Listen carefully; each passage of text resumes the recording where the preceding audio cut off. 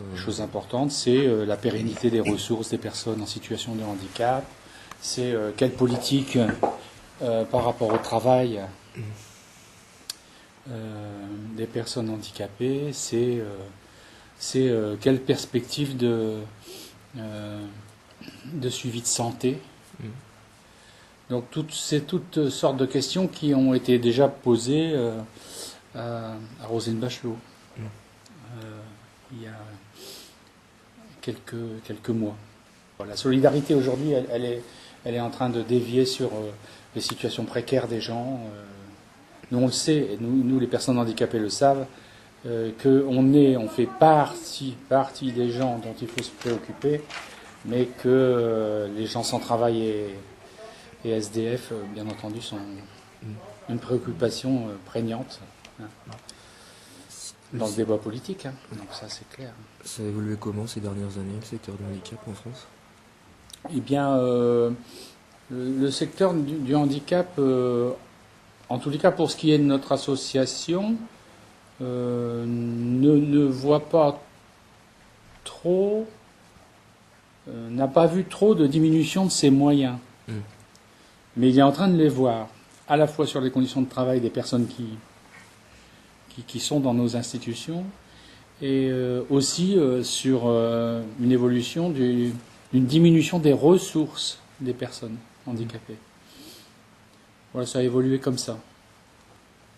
Alors après, des établissements comme les nôtres sont destinés à accueillir les gens les plus dépendants. On est favorable à une politique de maintien à domicile avec aide et de maintien de la cohésion sociale. Sur cette campagne, ce qui est paradoxal, donc on disait que le thème du handicap n'est pas prégnant, alors qu'on a eu un succès d'un film comme Intouchable qui peut-être aurait pu pousser les politiques à avoir une réflexion sur en tous les cas, ça allait. Oui, alors la situation Intouchable est particulière, puisque le sujet même de la personne en situation de handicap était un de nos adhérents. Enfin, mais la situation paradoxale du film Intouchable est qu'elle cible une personne dont les ressources sont même pas la préoccupation montrée dans le film à aucun moment, puisque ça n'existe pas. Et donc, mais c'est l'occasion à chaque fois, effectivement, de reparler du réinvestissement, de l'inclusion, puisque ça c'est un terme vraiment, l'inclusion des personnes dans la vraie vie. Les pas représentatifs des personnes ici qui, par exemple, ont très très peu de ressources, puisque à la fois la solidarité prend en charge.